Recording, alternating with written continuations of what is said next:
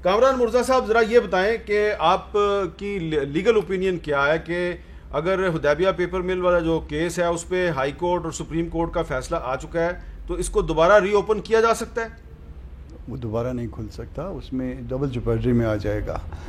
एक फ़ैसला हो गया और वो मेंटेन हो गया सुप्रीम कोर्ट तक, और मेरा ख्याल है कि इसमें इनकी अपना रिव्यू भी पेंडिंग है और रिव्यू को जानबूझ के फिक्स नहीं करवाया जा रहा शायद। कोई सर्टेन रीजंस हैं। अच्छा, हुदैबिया पेपर मिल में इसको जो है ना वो हुदैबिया पेपर मिल में वफाक की रिव्यू पिटीशन अभी ज़ेर समात है, अभी यानी कि अभी उस अभी मेरे इल्म के मुताबिक हाँ वो रिव्यू पेंडिंग है और उसको जानबूझ के फिक्स नहीं करवा रही गवर्नमेंट। उसमें 13-14 शायद रिव्यू फाइल किए हुए हैं, शायद शेख रशीद साहब ने भी फाइल किया हुआ है और पता नहीं किस किस ने फाइल किया हुआ है, मगर उसको मैनेज कर रहे हैं, उसको फाइल नहीं किया जा रहा है। एक तरफ से मुशीर आलम साहब जो है ना वो रिटायर होने जा रहे हैं और दूसरी तरफ से मेरा ख्याल है कि कोई और जज भी शायद सूट नहीं कर रहे, तो इस तरह की कोई बात होगी। तो बहरहाल वो जब एक केस अगर इस वक्त तक अगर रिव्यू नहीं होता तो वो केस इस वक्त तक सुप्रीम कोर्ट से एक डिसीजन आ चुका है, और जब डिसीजन आ चुका है तो फिर उसको कहना, और गवर्नमेंट के पार्ट भी ये कहना कि इसको हम रीओपन कर रहे हैं। अगर गवर्नमेंट इस तरह से करेगी तो फिर जाहिर है मेरे जैसे आप जैसे लोग क्या करेंगे, फिर हम तो इससे 2 हाथ आगे चले जाएंगे। तो ये बदकिस्मती है हमारी। अच्छा, इसमें अब फ़ारूक हबीब साहब, फवाद चौधरी साहब जो हैं, अब हम उस केस पे आ जाते हैं जिस केस में फ़ैसले के बाद शहबाज शरीफ साहब को बाहर जाने की इजाज़त मिली है, तो उस पे जो फवाद चौधरी साहब हैं उन्होंने क्या कहा, ज़रा सुने। शहबाज शरीफ साहब को जिस तरीके से बाहर जाने की इजाज़त मिली, हमारे निज़ाम की बोसीदगी का एक इजहारिया है कि किस तरीके से एक ही दिन में शहबाज शरीफ साहब का केस लगा, एक ही दिन में उनका बयान हुआ और एक ही दिन में उनको बाहर जाने की जो है वो इजाज़त मिली। जिस तरीके से यहाँ ये बाहर आए हैं उससे ये तासुर पैदा होता है कि बड़े लोग इस जाले को तोड़ के बाहर निकल रहे हैं। आम आदमी ये समझेगा यहाँ पे बड़े लोगों के लिए और कानून है और छोटे लोगों के लिए और कानून है।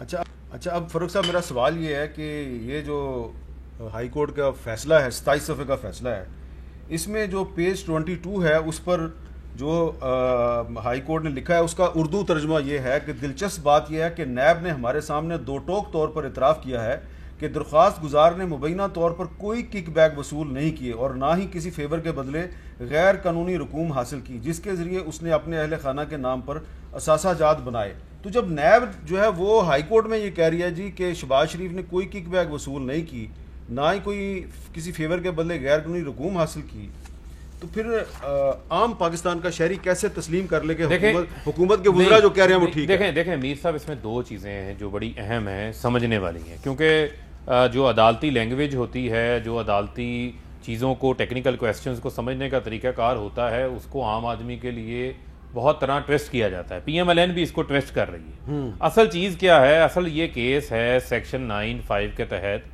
एसेट बियॉन्ड मीन्स का ये केस है, या अनएक्सप्लेन्ड वेल्थ का ये केस है, जिसके तहत एक पब्लिक ऑफिस होल्डर के ऊपर ये केस है। शहबाज शरीफ 3 बार वजीर आला रह चुके हैं, 2008 से 2018 तक 10 साल मुसलसल वो वजीर आला रह चुके हैं। उनके अकाउंट्स के अंदर जो TTs आती नहीं हैं, जो निसार गिल है, अली अहमद है, ये जो शुएब कमर है, ये जो मसरूर हैं, जो इनके कैश वॉइस से जो पैसे लेके जाते थे, ये अभी जो गाड़ी के हवाले से बात कर रहे थे वो गाड़ी का टोकन नहीं था, वो कस्टम ड्यूटी की बात कर रहे थे। कस्टम ड्यूटी जो है वो 49 लाख रुपए अदा की गई, वो उसका हवाला दे रहे थे कि वो पैसा भी जो है वो TT से आया। अब इन्होंने एक्सप्लेन क्या करना है? अब अदालत है, आप सामने खड़े हैं, आपसे ये सवाल हो सकता है कि क्या ये पैसा किकबैक से आया? आप कहेंगे नहीं आया। आप कहेंगे क्या बंदा ये अगवा हुआ है? आप कहेंगे नहीं है।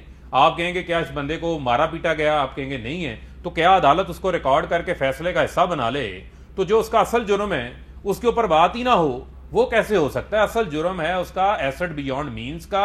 एसेट बियॉन्ड मीन्स को शहबाज शरीफ ने बताना है कि इनके अकाउंट्स में, हमजा शहबाज के अकाउंट्स में, सलमान शहबाज के अकाउंट्स में, उनकी अहलियाओं के अकाउंट्स के अंदर जो ये पैसे आते रहे हैं, ये किस तरह आते रहे हैं, किस मद में आते रहे हैं। पैसे तो आए हैं, वो फैक्ट है, वो किसी से ढका छुपा नहीं है। उससे प्रॉपर्टीज खरीदी गई हैं, वो भी किसी से ढका छुपा नहीं है। चाहे वो 96H का घर हो, चाहे वो यहाँ पर विस्परिंग पाइन के अंदर जो फ्लैट लिया वो हो, वो किसी से ढका छुपा नहीं है। दूसरी इंपॉर्टेंट बात यह है कि जो TTs हैं, 75 लोगों ने TTs लगाई हैं, वो 75 लोग शायद कभी लाहौर भी ना गए हो, कराची भी ना गए हो, लेकिन ये सारी बातें अदालत में साबित क्यों नहीं हुई? सर ये कहाँ साबित होंगी? High court is not the forum.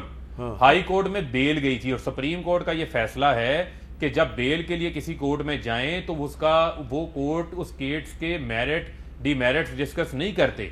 मामला कहां है? ट्रायल कोर्ट में है। फैसला किसमें देना है? रेफरेंस का ट्रायल कोर्ट में होना है। 14 गवाहान के ऊपर वहां पर जरा हो चुकी है। टोटल 110 गवाहान हैं जिनके बयानात कलमबंद होने हैं। उसके बाद इसके ऊपर फैसला आना है। तो हम पहले कैसे कह लें जी कि किकबैक्स नहीं है, करप्शन नहीं है, एसेट बियॉन्ड मीन्स हैं। भाई 1990 में 25 लाख, 2008 में 7 अरब, ये टिप ऑफ द आइसबर्ग हैं। हाई कोर्ट ने फैसले में ये क्यों लिखा फिर? सर नहीं, उन्होंने एक सवाल पूछा, उस सवाल के बदले में उन्होंने, अगर नैब ने ये जवाब दिया है किकबैक्स का, लेकिन किकबैक्स के अलावा क्या और करप्शन नहीं हो सकती? क्या और करप्ट प्रैक्टिसेस नहीं हो सकती? आपका एक किया गया फैसला किसी को भी फायदा पहुंचा सकता है। अच्छा, आपका ये नुक्ता बदले में आपको पैसे आपका ये नुक्ता बड़ा अहम है।